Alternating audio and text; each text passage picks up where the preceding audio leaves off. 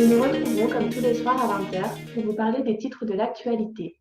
Nous allons parler de santé et plus particulièrement des blessures médulaires. Le Covid-19 étant toujours présent, nous avons ce soir à distance le Dr Isambert et le Dr Alera, spécialistes en chirurgie spinale, pour répondre à nos questions. Bonjour Dr Isambert. Nous sommes ici aujourd'hui pour parler de blessures médulaires. Pouvez-vous tout d'abord nous expliquer ce que cela signifie ? Bonjour, donc déjà une blessure médulaire est une lésion de la moelle épinière responsable de l'interruption de l'influx nerveux entre le cerveau et le reste du corps, entraînant la paralysie totale ou partielle des membres du tronc. Mais alors, qu'est-ce que la moelle épinière ?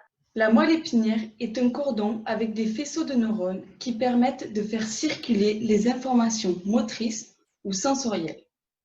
Chaque neurone se présente sous la forme d'un corps cellulaire avec d'un côté des dendrites et de l'autre un axone et des synapses. Elle est située à l'intérieur de la colonne vertébrale dans le foramen vertébral. Nous avons au total 34 vertèbres, dont 7 cervicales, 12 dorsales, 5 lombaires, 5 sacrées et 5 coccygènes. Celles-ci sont séparées par des disques intervertébraux, d'où sortent les racines spinales. Les nerfs spinaux commencent par l'union de deux racines. Une racine ventrale qui contient des axones moteurs et une racine dorsale avec un ganglion qui est responsable de la sensibilité. La moelle épinière s'étend du foramen magnum jusqu'au disque L1-L2 et se prolonge par la queue de cheval. En cas de rapprochement ou collision des deux vertèbres, il y a compression des nerfs et souvent lésion des nerfs. Nous pouvons dire aussi lésion médulaire. Cette structure fragile est recouverte de tissus protecteurs, les méninges. Il y a 3 couches, la durmère, l'arachnoïde, épimère. Ensuite, elle est aussi entourée par du liquide céphalorachidien. Dites-moi, docteur Isambert, j'ai vu un documentaire expliquant que la moelle épinière était composée de 2 régions et de 2 canaux de circulation. C'est bien ça ? En effet, dans la moelle épinière, comme dans le cerveau, il y a 2 substances. La substance blanche, qui véhicule l'influx nerveux, est constituée d'axones myélinisés, qui permet d'accélérer la transmission du message nerveux. La substance blanche passe par 2 voies. La voie ascendante, aussi appelée lemniscale du côté dorsal, avec les flux cunéiformes et graciles qui s'occupent de la sensibilité profonde, donc tact fin et sens positionnel, et flux spino-cérébelleux, qui a un rôle sur la position du corps, la proprioception et l'équilibre du système. De l'autre côté de la voie ascendante, nous avons le système extralemniscal avec les flux spinothalamiques, donc la sensibilité superficielle. La voie descendante, appelée voie pyramidale pour la face dorsale et voie extrapyramidale pour la face ventrale, c'est la commande de la motricité qui est le principal rôle de cette région, avec différents faisceaux. Ensuite, nous avons la substance grise, qui est au centre et qui a une forme de papillon.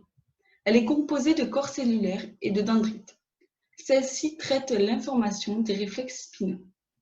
Elle est composée de plusieurs parties. Nous avons tout d'abord la corne postérieure de la moelle, qui transmet la sensibilité superficielle, donc tact, douleur, chaleur, et la sensibilité profonde, perception du corps dans l'espace, pression, vibration, équilibre. Ensuite, nous avons la corne antérieure de la moelle. Donc elle transmet la motricité des muscles striés, donc la contraction volontaire. Et ensuite, la motricité végétative des muscles lisses et des viscères. La corne latérale, elle est la projection du système nerveux végétatif. Vous nous dites alors que la moelle épinière est une structure très importante pour le fonctionnement des membres supérieurs et inférieurs sur les plans moteur et sensoriel. Que se passe-t-il si elles se rompent ? Donc, si la moelle épinière est lésée, le patient ne ressentira plus aucune sensation, ni même le positionnement du corps dans l'espace et ne pourra pas bouger ses membres en fonction de la gravité de la lésion. Si la lésion se produit dans la partie inférieure de la moelle épinière, Les ordres qui arrivent du cerveau ne peuvent plus atteindre les jambes. Elles sont alors paralysées, mais les bras continuent de fonctionner. On dit que le patient est paraplégique. Si maintenant la lésion se produit dans la partie supérieure de la moelle épinière, eh bien cette fois, les 4 membres sont atteints. On parle alors de tétraplégie. Quelles sont les causes des blessures de la moelle épinière? Cette lésion peut être traumatique. Dans 70% des cas, c'est des accidents de la voie publique. Il peut aussi être dû à une chute ou acte de violence pour un tueur ou encore accident du sport.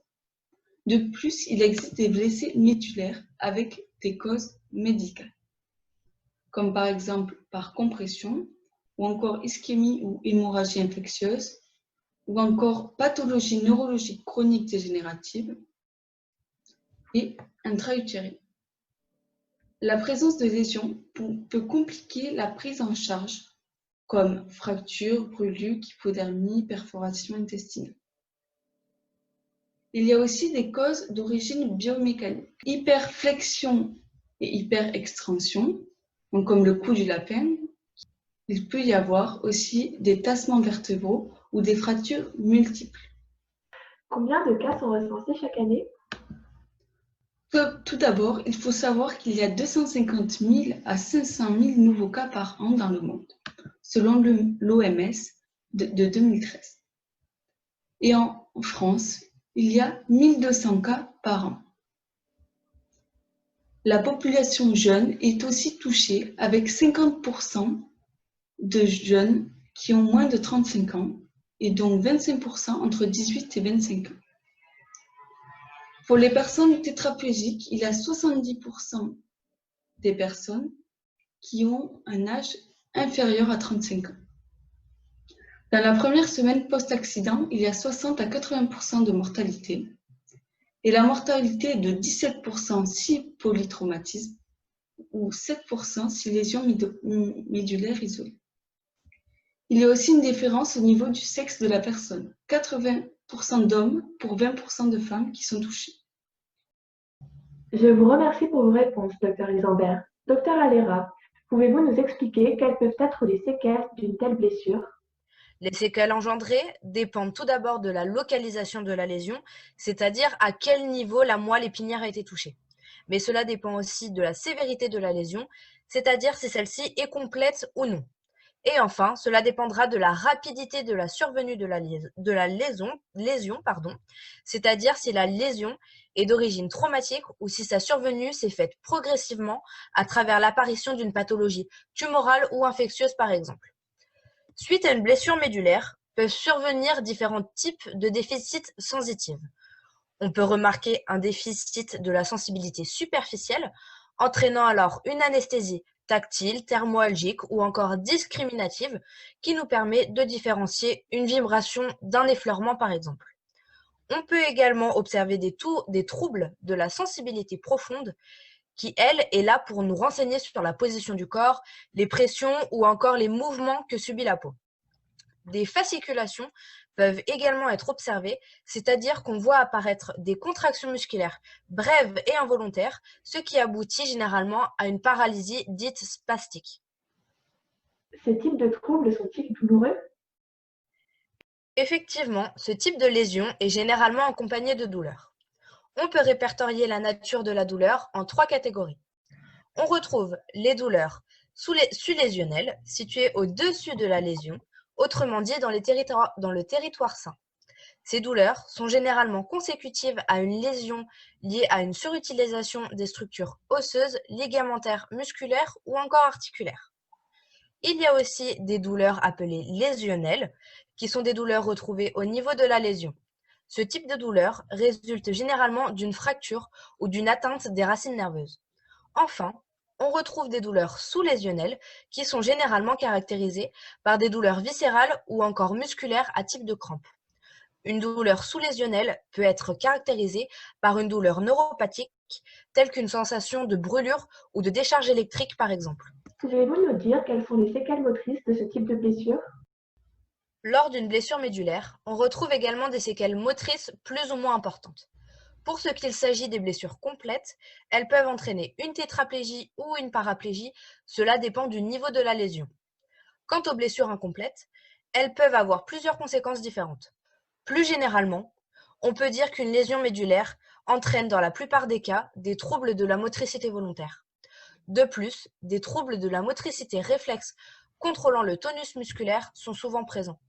Pour ce type de trouble, soit le tonus musculaire est diminué, appelé hypotonie, et entraînant alors une paralysie dite flasque, soit le tonus musculaire peut être exagéré, appelé hypertonie, ou encore spasticité, entraînant alors l'apparition de mouvements anormaux, soit des contractures. Ce type de blessure peut également entraîner des troubles respiratoires.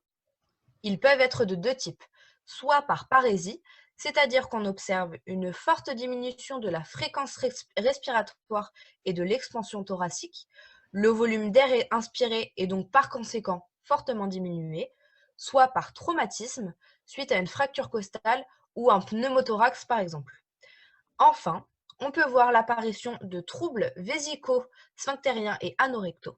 Malgré les progrès thérapeutiques, ces troubles ainsi que les troubles génitosexuels concomitants constituent encore un aspect qui compromet la qualité de vie des blessés médulaires. Quels sont les retentissements d'une telle blessure sur la vie quotidienne? Lors d'une blessure de ce type, les habitudes de vie de la personne, activités professionnelles ou encore loisirs sont brusquement perturbées. En ce qui concerne les activités de vie quotidienne, soit les habitudes de vie de la personne, elles seront modifiées et la personne ne pourra plus faire les choses comme il le faisait avant. De nombreuses habitudes de vie vont donc être perturbées. Toutes ces activités de vie quotidienne qui ne posaient pas de problème avant vont devenir difficilement réalisables, voire impossibles en fonction du cas et du niveau de la lésion. Est-ce que cela impacte les loisirs et la vie sociale de la personne? De la même façon que les activités de vie quotidienne, les loisirs de la personne seront également affectés, notamment si cette personne avait pour l'habitude de pratiquer des activités sportives. Effectivement, après une blessure médulaire, il sera difficile de pratiquer un sport comme le basket ou le foot par exemple. Cependant, même après une lésion médulaire, il est possible de conserver une activité physique et un des rôles de l'ergothérapeute dans la prise en charge d'un blessé médulaire sera d'orienter le patient vers l'initiation et la découverte du handisport. Pour ce qui est de la vie sociale, effectivement, le regard de la société sur le handicap reste, même à l'heure actuelle, relativement négatif. Notre société, malgré toutes les avancées et changements de vision qu'elle a vus, regarde encore les personnes en situation de handicap comme des personnes inactives, voire même parfois diminuées, dépendant ainsi des autres et de la société en permanence. Ce regard peut donc être lourd et très dur à supporter, notamment pour des patients qui se retrouvent dans cette situation du jour au lendemain. Le blessé doit donc maintenant apprendre à gérer le regard des personnes valides sur son handicap, ce à quoi il n'était pas confronté pendant son séjour à la clinique de rééducation. Pour finir, pouvez-vous nous parler de l'impact que cela a sur la vie professionnelle? Un retour optimal dans la vie active de tous les jours au sortir de la clinique ne peut se faire sans une réinsertion professionnelle réussie. Cependant, la place de travail n'est peut-être pas adaptée au nouvel handicap, ou pire, le blessé médulaire ne peut plus exercer sa profession. C'est à ce moment-là que rentre en jeu une nouvelle fois l'ergothérapeute qui visite la place de travail, rencontre l'employeur, propose des adaptations de la place de travail, la rendant alors accessible et praticable. Lorsque la profession n'est plus compatible avec son invalidité, l'objectif des différents professionnels qui se trouvent autour de lui est alors de lui proposer des stages ou formations afin de pouvoir réorienter et réinsérer le patient dans un domaine adapté à ses capacités et attentes. Merci à vous d'avoir répondu à nos questions. Cette édition se termine. Je vous dis à bientôt et je vous laisse avec la météo.